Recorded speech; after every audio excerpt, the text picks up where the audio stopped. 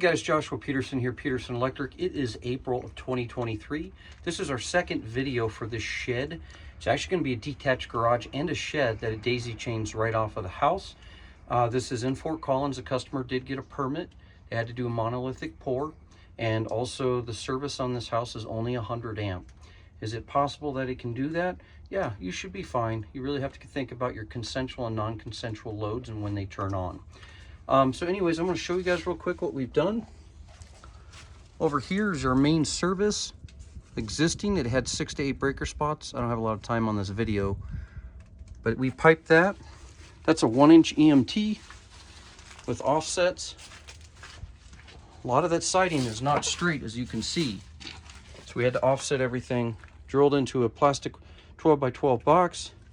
And then we came here with a piece of plastic. This is just wire rolled up right inside here. I'll show you at the end of this video when we're done with this job. But we did number 4s for our ungrounded conductors and number 6 for our grounded conductor, and our equipment grounded conductor we did number 8.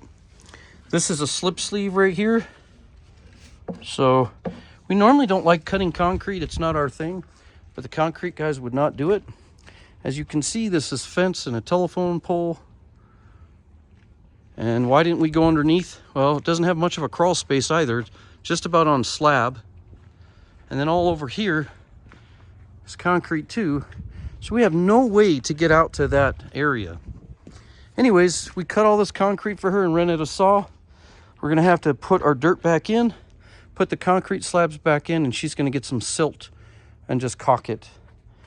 And then it drops down. We'll fix that sprinkler pipe.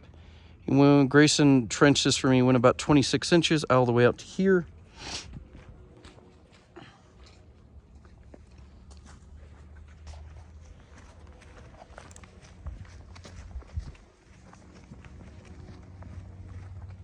This is a monolithic pour, not on a footer. We came out and bent the rebar ourselves, put it in, tied it off, bonded it, ground rod. She's gonna put a kiln in there at 11,000 watts. Come up to here, outside panel.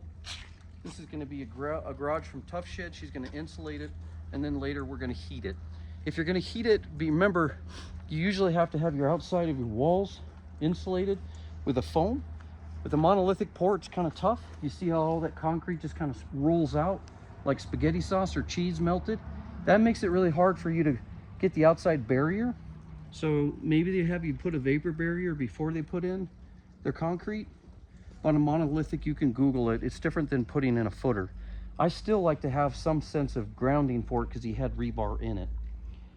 Yeah, so all this we heated up with a heat box, and that's probably about a 120-foot run all the way back. So as you can see, we had to go through that. Now locates, all the utilities are in the front. The only thing we hit was sprinklers. And surprisingly enough, this tree had hardly any roots right here. That thing must go really deep. Anyways, guys, thanks for joining us. This is our second video on this. Hopefully my SEO guy can link it. And I'll show you a third and a fourth as we rough in and trim out. Thanks, guys.